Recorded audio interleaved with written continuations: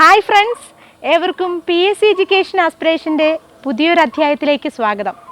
കഴിഞ്ഞ ഒരു മാസമായി കൊറോണ പിടിച്ച് ഞാൻ അസുഖബാധിതയായി കിടക്കുകയായിരുന്നു. അത് കാരണം എനിക്ക് ക്ലാസ്സുകൾ എടുക്കാൻ കഴിഞ്ഞിട്ടില്ല. വീണ്ടും പൂർവാധിക ശക്തിയായിട്ട് ഞാൻ തിരിച്ചു വന്നിട്ടുണ്ട്.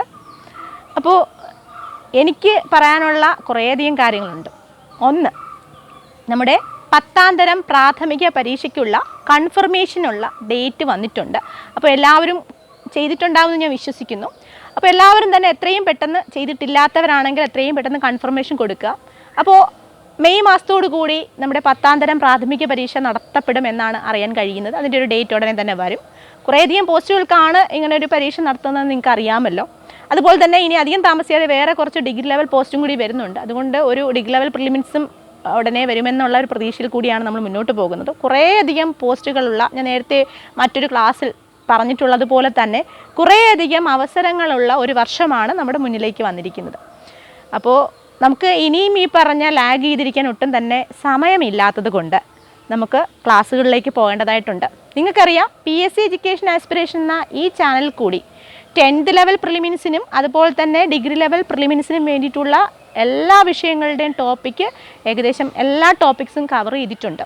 ഇനി അതിൽ കവർ ചെയ്യാത്തതായിട്ടുള്ള കുറച്ച് ഭാഗം എന്ന് പറയുമ്പോൾ IT-യുമായി ബന്ധപ്പെട്ട കുറച്ച് മേഖലകളും അതുപോലെ തന്നെ മാത്സിൻ്റെ കുറച്ച് മേഖലകളും പിന്നെ കുറച്ച് കറണ്ട് അഫയേഴ്സിൻ്റെ ക്ലാസ്സുകളും മാത്രമാണ്. ബാക്കി ഇംഗ്ലീഷ് ആയിക്കോട്ടെ, അല്ലെങ്കിൽ ഈ പറഞ്ഞ GK ആയിക്കോട്ടെ, സയൻസ് ആയിക്കോട്ടെ, എല്ലാ മേഖലകളും, ടെക്നോളജി, ഹിസ്റ്ററി, ജോഗ്രഫിയുടെ ക്ലാസ്സുകൾ കുറച്ച് തരാനുണ്ട്. അപ്പോൾ അങ്ങനെ മിക്കവാറും എല്ലാ ക്ലാസ്സുകളും 10th ലെവൽ പ്രിലിമിൻസിലേക്കുള്ള എല്ലാ ക്ലാസ്സുകളും തന്നെ ഞാൻ കവർ ചെയ്തിട്ടുണ്ട്. ബാക്കിയുള്ള ക്ലാസ്സുകൾ ഇനി ഓരോരോ ദിവസമായിട്ട് എടുത്തു തരാൻ കഴിയുമെന്ന് തന്നെയാണ് എൻ്റെ ഒരു വിശ്വാസം. അപ്പോൾ ആ ഒരു ഉറച്ച വിശ്വാസത്തോടു കൂടി ഞാൻ ഇനി വീണ്ടും ക്ലാസ്സുകൾ തുടങ്ങുകയാണ്.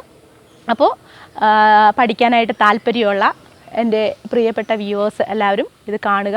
കണ്ടിട്ട് നിങ്ങളത് ഒട്ടും ലാഗ് ചെയ്യാണ്ട് തന്നെ പഠിച്ചു പോവുക. ഇനിയും താമസിയാതെ തന്നെ പഠിച്ചു പോവുക. ഇനി നമുക്ക് ഒരു കഥ പറഞ്ഞാലോ? കഥയോ? അതെന്താണ് കഥ അല്ലേ? അതായത് ഇപ്പോൾ നമ്മുടെ മുന്നിലുള്ളൊരു വെല്ലുവിളി എന്ന് പറയുന്നത്, കുറേ പേര് ഇങ്ങനെ ലാഗ് ചെയ്തിരുന്നുകൊണ്ട് തന്നെ ഇനി കുറച്ച് സമയമേ ഉള്ളൂ, 2 മാസമേ ഉള്ളൂ, ഈ 2 മാസം കൊണ്ട് എങ്ങനെയാണ് പഠിക്കുക? അതൊരു വലിയ വെല്ലുവിളിയാണ് അല്ലേ? അപ്പോൾ ഈ ഭയത്തെ എങ്ങനെ അതിജീവിക്കാം? അപ്പോൾ അതിന് വേണ്ടിയിട്ട് 4 കാര്യങ്ങളാണ് ഞാൻ നിങ്ങൾക്ക് പറഞ്ഞുതരാൻ പോകുന്നത്. 4 കാര്യങ്ങൾ. 1, എങ്ങനെ നമുക്ക് ഈ ഒരു അവസ്ഥ മാറ്റിയിട്ട് വീണ്ടും പഠനത്തിലേക്ക് വരാം? അതിൽ ഒന്നാമത്തെ കാര്യം എന്ന് പറയുന്നത് ഇതാണ്. നിങ്ങൾ എന്ത് കാര്യമാണോ ഭയക്കുന്നത്, നിങ്ങളിപ്പോൾ ഭയക്കുന്ന ഒരു കാര്യം എന്ന് പറയുന്നത്, നിങ്ങൾ ആ സിലബസ് എങ്ങനെ കവർ ചെയ്യാൻ പറ്റും? വാസ്റ്റായിട്ടുള്ളൊരു സിലബസാണ് നിങ്ങൾക്ക് തന്നിരിക്കുന്നത്. അപ്പോൾ ഈ പറഞ്ഞ വാസ്റ്റായിട്ടുള്ള സിലബസ് നിങ്ങൾക്ക് കവർ ചെയ്യാൻ പറ്റുമോ 2 മാസം കൊണ്ട്? പറ്റും, തീർച്ചയായിട്ടും കഴിയും. അപ്പോൾ ആ കഴിയുമെന്നുള്ള മനസ്സ് നമ്മൾ ആദ്യം നമ്മളെ തന്നെ ബോധ്യപ്പെടുത്തണം. അതിനുവേണ്ടി നമ്മൾ ആദ്യം ചെയ്യേണ്ടത്, നിങ്ങൾ ഭയക്കുന്ന കാര്യം എന്തോ ആയിക്കോട്ടെ, അത് ഏത് കാര്യം ആയിക്കോട്ടെ, ആ ഭയക്കുന്ന കാര്യവുമായി നിങ്ങൾ പ്രണയത്തിലാവുക.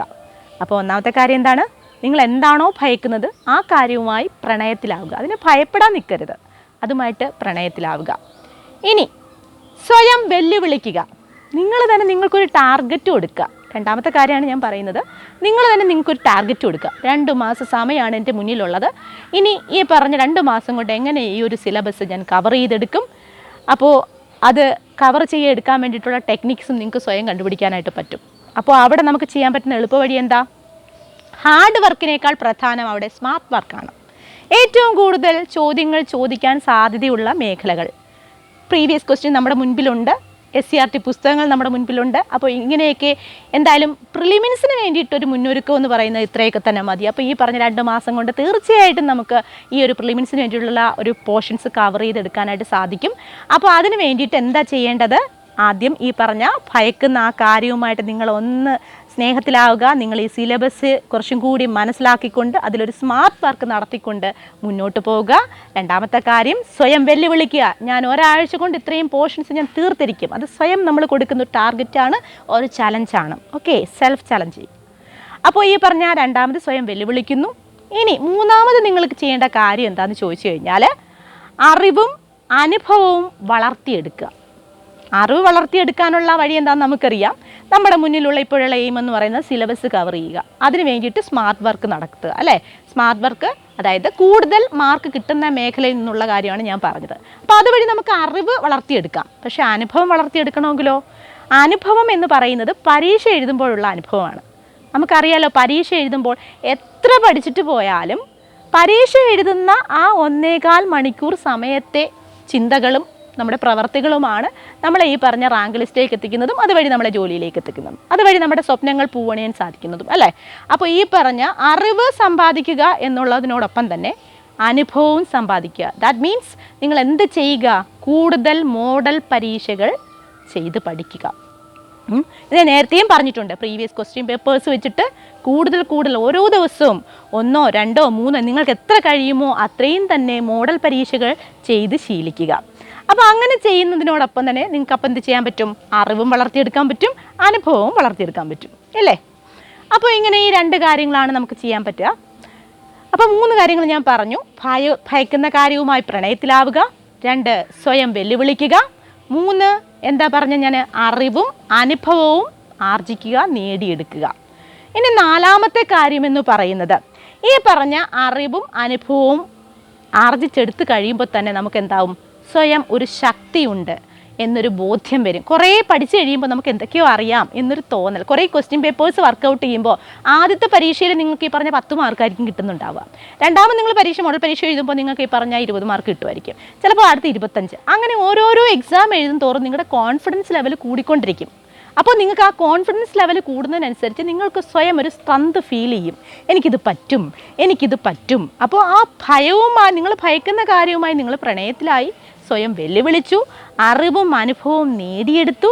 അതുവഴി നിങ്ങൾ ഈ ഭയക്കുന്ന കാര്യത്തെ ശക്തിയിലൂടെ, നിങ്ങൾ നേടിയെടുത്ത ഈ ശക്തിയിലൂടെ എന്ത് ചെയ്യുന്നു, നിങ്ങളതിനെ ശരിയായ പാതയിലേക്ക് കൊണ്ടുപോകുന്നു. അപ്പോൾ അറിവും സമ്പത്തും വളർത്തിയെടുത്തുകൊണ്ട് ഭയത്തെ അതിജീവിച്ചുകൊണ്ട് സ്വയം ശക്തിയാർന്ന് നിങ്ങൾ മുന്നോട്ട് വന്നുകൊണ്ട് ഈ പറഞ്ഞ 2 മാസക്കാലം കൊണ്ട് നിങ്ങൾക്ക് ഈ പോർഷൻസ് കംപ്ലീറ്റ് പഠിച്ചു തീർക്കാൻ കഴിയുമെന്ന് മാത്രമല്ല മെയിൻ പരീക്ഷകൾക്ക് വേണ്ടിയിട്ടുള്ളൊരു തയ്യാറെടുപ്പ് കൂടിയാണ് ഇതെന്ന് ഓർത്ത് വെക്കുക. എപ്പോഴും പ്രിലിമിൻസിന് വേണ്ടി നിങ്ങൾ പഠിക്കുന്നു, അത് നിങ്ങളുടെ മനസ്സിലിരുന്നോട്ടെ. പക്ഷേ അതിനേക്കാൾ ഉപരി നിങ്ങളുടെ മനസ്സിലുണ്ടാവേണ്ട കാര്യം, നിങ്ങൾ മെയിൻസിന് വേണ്ടി പഠിക്കുന്നു, മെയിൻ പരീക്ഷകൾക്ക് വേണ്ടി പഠിക്കുന്നു. ഈ മെയിൻ പരീക്ഷകൾക്ക് വേണ്ടി പഠിക്കുമ്പോൾ അതിനിടയിൽ വന്നു പോകുന്നൊരു ചവിട്ടുപടി മാത്രമാണ് പ്രിലിമിൻസ്. അങ്ങനെ നോക്കിക്കാണുക. ഓക്കെ, എന്തായാലും നമ്മുടെ ലക്ഷ്യം എന്ന് പറയുന്നത് മെയിൻ പരീക്ഷകളാണ് ആണല്ലോ. അല്ലാതെ പ്രിലിമിൻസ് എഴുതി പാസ്സാകുക എന്നുള്ളത് മാത്രമല്ലല്ലോ നമ്മുടെ ലക്ഷ്യം. അപ്പോൾ പഠിക്കുന്ന സമയത്ത് അത് മനസ്സിൽ വെച്ചുകൊണ്ട് വേണം ഓരോ കാര്യങ്ങളും നമ്മൾ മനസ്സിലാക്കിയെടുക്കാനായിട്ട്. നിങ്ങൾ ഈ പറഞ്ഞ പ്രിലിമിൻസ് മെയിൻസ് എന്നങ്ങനെ വേർതിരിച്ച് കാണണം എന്നല്ല ഞാൻ പറയുന്നത്. നിങ്ങളുടെ ലക്ഷ്യം മെയിൻസ് തന്നെയാണ്.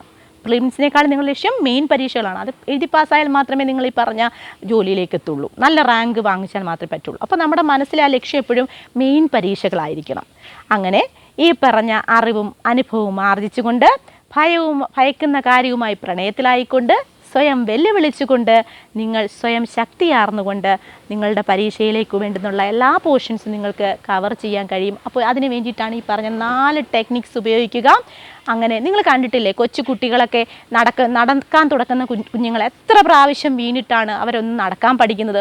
ഓരോ തവണ വീഴുമ്പോൾ നിങ്ങൾ ശ്രദ്ധിച്ചിട്ടുണ്ട്, അവരൊന്ന് കരയും, പക്ഷെ പിന്നീട് വീണ്ടും എഴുന്നേറ്റ് വീണ്ടും അതേ സ്പീഡിൽ തന്നെ അവർ നടക്കാനായിട്ട് ശ്രമിക്കും. ഇത്തരത്തിൽ നടന്ന് ഇങ്ങനെ പതുക്കെ ശ്രമിച്ചാണ് എത്ര തവണ വീണാലും അവർ വീണ്ടും നടക്കാൻ നോക്കിക്കൊണ്ടേയിരിക്കും. അപ്പോൾ ആ കുഞ്ഞു കുട്ടികളെ നമുക്ക് പാഠമാക്കാം. അവരെ എങ്ങനെയാണോ വീണ്ടും എഴുന്നേറ്റ് പഠിക്കുന്നത്, അല്ല വീണ്ടും എഴുന്നേറ്റ് നടക്കാനായിട്ട് ശ്രമിക്കുന്നത്, അതുപോലെ നമുക്കും എന്ത് ചെയ്യാം, ആ കുഞ്ഞു കുട്ടികളെ നമുക്കൊരു റോൾ മോഡലാക്കിക്കൊണ്ട് നിങ്ങൾക്ക് ഒരുപാട് പരാജയങ്ങൾ വന്നിട്ടുണ്ടാകും അല്ലേ. ഓരോ പരാജയം സംഭവിക്കുമ്പോഴും നിങ്ങൾ മനസ്സിലൊന്ന് കാൽക്കുലേറ്റ് ചെയ്യുക, വിജയത്തിൻ്റെ പാത അടുത്തുകൊണ്ടേയിരിക്കുന്നു. ആ കുഞ്ഞുങ്ങൾ കൂടുതൽ വീഴുമ്പോൾ അവൻ കൂടുതൽ നടക്കാനാണ് ശ്രമിക്കുന്നത്. അതുവഴിയാണ് അവൻ സക്സസ്ഫുൾ ആയിത്തീരുന്നത് അല്ലേ. അതുപോലെ നമുക്ക് എത്ര പരാജയങ്ങൾ വന്നിട്ടുണ്ടെങ്കിലും കൂടുതൽ പരാജയങ്ങൾ നമ്മുടെ അടുത്തേക്ക് വരുന്നുണ്ടെങ്കിൽ നിങ്ങൾ ഓർക്കുക, നിങ്ങൾ വിജയത്തിൻ്റെ അടുത്തെത്തിക്കഴിഞ്ഞു. അപ്പോൾ നമുക്ക് വിജയിക്കാം, വിജയിച്ച് മുന്നേറാം. അപ്പോൾ അധികം താമസിയാതെ തന്നെ അടുത്ത വീഡിയോ ക്ലാസ്സുകളുമായിട്ട് ഞാൻ ഉടനെ വരുന്നതായിരിക്കും. ഇനി ഒരു ലാഗ് ഉണ്ടാവില്ല. അപ്പോൾ എൻ്റെ ഈ പറഞ്ഞ ആരോഗ്യ പ്രശ്നങ്ങൾ മൂലമാണ് ഞാൻ ക്ലാസ് എടുക്കാതിരുന്നത്. അപ്പോൾ നമുക്ക് ഒരുമിച്ച് വീണ്ടും അടുത്ത പരീക്ഷകൾക്ക് വേണ്ടിയിട്ട് തയ്യാറെടുക്കാം. എല്ലാവരും സന്തോഷമായിട്ട് സമാധാനമായിട്ട് പറഞ്ഞ മറ്റു രോഗങ്ങളൊന്നുമില്ലാതെ നല്ല രീതിയിൽ ശ്രദ്ധാപൂർവം മുന്നോട്ട് പോവുക. നിങ്ങളുടെ ജോലി നിങ്ങൾ ചെയ്തുകൊണ്ടിരിക്കുക. ഞാൻ ഈ പറഞ്ഞു തന്ന 4 കാര്യങ്ങൾ മറക്കരുത്. ഒരിക്കൽ കൂടി ഞാൻ പറയുന്നു, ആ 4 കാര്യങ്ങൾ എന്താണ്? 1, നിങ്ങൾ ഭയക്കുന്ന കാര്യവുമായി പ്രണയത്തിലാവുക. 2, സ്വയം വെല്ലുവിളിക്കുക. 3, അറിവും അനുഭവവും ആർജിച്ചെടുക്കുക. 4ാമത്തെ കാര്യം, നിങ്ങൾ ആർജിച്ചെടുത്ത ഈ അറിവും അനുഭവം കൊണ്ട് സ്വയം ശക്തി ആർജിച്ച് ഭയത്തെ കീഴടക്കി വിജയിച്ച് മുന്നോട്ട് പോവുക. Okay, thank you so much. നന്ദി.